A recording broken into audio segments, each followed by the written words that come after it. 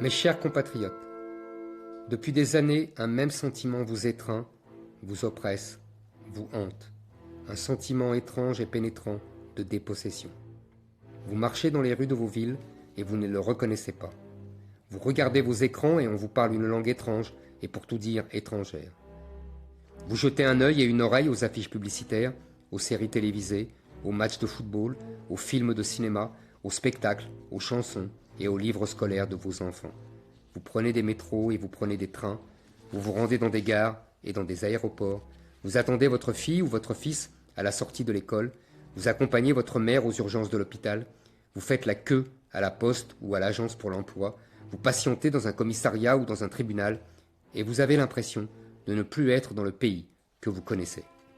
Vous vous souvenez du pays que vous avez connu dans votre enfance, vous vous souvenez du pays que vos parents vous ont décrit, vous vous souvenez du pays que vous retrouvez dans les films ou dans les livres, le pays de Jeanne d'Arc et de Louis XIV, le pays de Bonaparte et du général de Gaulle, le pays des chevaliers et des gentes dames, le pays de Victor Hugo et de Chateaubriand, le pays de Pascal et de Descartes, le pays des fables de La Fontaine, des personnages de Molière et des vers de Racine, le pays de Notre-Dame de Paris et des clochers dans les villages, le pays de Gavroche et de Cosette, le pays des barricades et de Versailles, le pays de Pasteur et de Lavoisier, le pays de Voltaire et de Rousseau, de Clémenceau et des poilus de 14, de Gaulle et de Jean Moulin, le pays de Gabin et de Delon, de Brigitte Bardot et de Belmondo, de Johnny et d'Aznavour, de Brassens et de Barbara, des films de Sautet et de Verneuil. Ce pays à la fois léger et brillant, ce pays à la fois littéraire et scientifique, ce pays tellement intelligent et fantasque, le pays du Concorde et des centrales nucléaires qui a inventé le cinéma et l'automobile, ce pays que vous cherchez partout avec désespoir, dont vos enfants ont la nostalgie sans même l'avoir connu, ce pays que vous chérissez et qui est en train de disparaître. Vous n'avez pas déménagé, et pourtant vous avez la sensation de ne plus être chez vous. Vous n'avez pas quitté votre pays, mais c'est comme si votre pays vous avait quitté. Vous vous sentez étranger dans votre propre pays. Vous êtes des exilés de l'intérieur. Longtemps, vous avez cru être le seul à voir, à entendre, à penser, à craindre. Vous avez eu peur de le dire, vous avez eu honte de vos impressions. Longtemps, vous n'avez pas osé dire ce que vous voyez et surtout, vous n'avez pas osé voir ce que vous voyez. Et puis, vous l'avez dit à votre femme, à votre mari, à vos enfants, à votre père, à votre mère, à vos amis, à vos collègues, à vos voisins. Et puis, vous l'avez dit à des inconnus et vous avez compris que votre sentiment de dépossession était partagé par tous. La France n'était plus la France et tout le monde s'en était aperçu.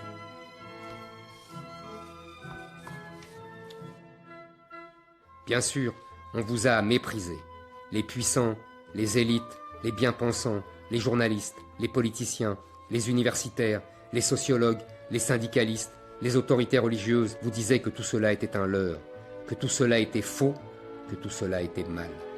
Mais vous avez compris avec le temps que c'était eux qui étaient un leurre, que c'était eux qui avaient tout faux, que c'était eux qui vous faisaient du mal.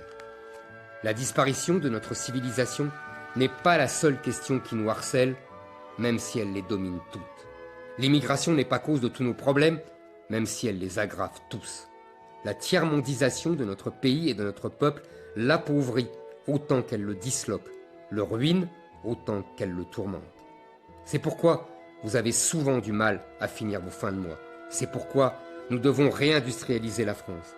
C'est pourquoi nous devons rééquilibrer notre balance commerciale, réduire notre dette qui grossit, ramener en France nos entreprises qui ont déménagé, redonner du travail à nos chômeurs.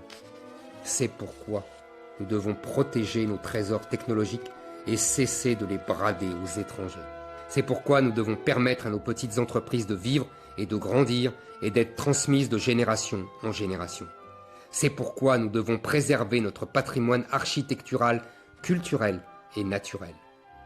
C'est pourquoi nous devons restaurer notre école républicaine, son excellence et son culte du mérite et cesser de livrer nos enfants aux expériences égalitaristes des pédagogistes et des docteurs fol-amour, des théories du genre et de l'islamo-gauchisme. C'est pourquoi nous devons reconquérir notre souveraineté abandonnée aux technocrates et aux juges européens qui ont dépouillé le peuple français de sa capacité à décider de son sort au nom des chimères d'une Europe qui ne sera jamais une nation. Oui, nous devons rendre le pouvoir au peuple, le reprendre aux minorités qui ne cessent de tyranniser la majorité et aux juges qui substituent leur férule juridique au gouvernement du peuple, par le peuple, pour le peuple. Depuis des décennies, nos gouvernants de droite comme de gauche nous ont conduits sur ce chemin funeste du déclin et de la décadence. Droite ou gauche, ils vous ont menti, vous ont dissimulé la gravité de notre déclassement, ils vous ont caché la réalité de notre remplacement. Vous me connaissez depuis des années. Vous savez ce que je dis, ce que je diagnostique, ce que j'annonce. Je me suis longtemps contenté du rôle de journaliste, d'écrivain, de Cassandre, de lanceur d'alerte. Je croyais alors qu'un politicien allait s'emparer du flambeau que je lui transmettais. Je me disais, à chacun son métier, à chacun son rôle, à chacun son combat. Je suis revenu de cette illusion. Comme vous, je n'ai plus confiance. Comme vous, j'ai décidé de prendre notre destin en main. J'ai compris qu'aucun politicien n'aurait le courage de sauver le pays du destin tragique qui l'attendait. J'ai compris que tous ces prétendus compétents étaient surtout des impuissants.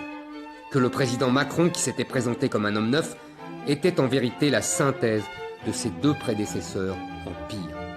Que dans tous les partis, il se contenterait de réformettes alors que le temps presse. Il n'est plus temps de réformer la France, mais de la sauver. C'est pourquoi j'ai décidé de me présenter à l'élection présidentielle. J'ai donc décidé de solliciter vos suffrages pour devenir votre président de la République. Pour que nos enfants et nos petits-enfants ne connaissent pas la barbarie, pour que nos filles ne soient pas voilées et que nos fils ne soient pas soumis, pour que nous puissions leur transmettre la France telle que nous l'avons connue et reçue de nos ancêtres, pour que nous puissions encore préserver nos modes de vie, nos traditions, notre langue, nos conversations, nos controverses sur l'histoire ou la mode, notre goût pour la littérature et la gastronomie, pour que les Français restent des Français fiers de leur passé et confiants dans leur avenir, pour que les Français se sentent de nouveau chez eux et pour que les derniers arrivés s'assimilent à leur culture, s'approprient leur histoire, pour que nous refassions des Français en France et pas des étrangers sur une terre inconnue. Nous, les Français, nous sommes une grande nation, un grand peuple. Notre passé glorieux plaide pour notre avenir. Nos soldats ont conquis l'Europe et le monde. Nos grands écrivains et nos artistes ont suscité l'admiration universelle. Les découvertes de nos scientifiques et les fabrications de nos industriels ont marqué leur époque. Le charme de notre art de vivre fait l'envie et le bonheur de tous ceux qui y goûtent.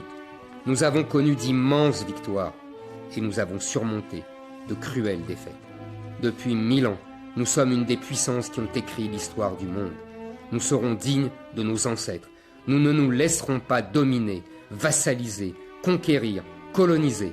Nous ne nous laisserons pas remplacer. Face à nous se dressera un monstre froid et déterminé qui cherchera à nous salir. Ils vous diront que vous êtes raciste. Ils vous diront que vous êtes animés par des passions tristes, alors que c'est la plus belle des passions qui vous anime, la passion de la France. Ils vous diront le pire sur moi, mais je tiendrai bon. Les quolibets et les crachats ne m'impressionneront pas. Je ne baisserai jamais la tête, car nous avons une mission à accomplir. Le peuple français était intimidé, tétanisé, endoctriné, culpabilisé. Mais il relève la tête, il fait tomber les masques, il dissipe les miasmes mensongers, il chasse ces mauvais bergers. Nous allons continuer la France. Nous allons poursuivre la belle et noble aventure française. Nous allons transmettre le flambeau aux prochaines générations. Aidez-moi, rejoignez-moi, dressez-vous. Nous les Français, nous avons toujours triomphé de tout. Vive la République et surtout, vive la France.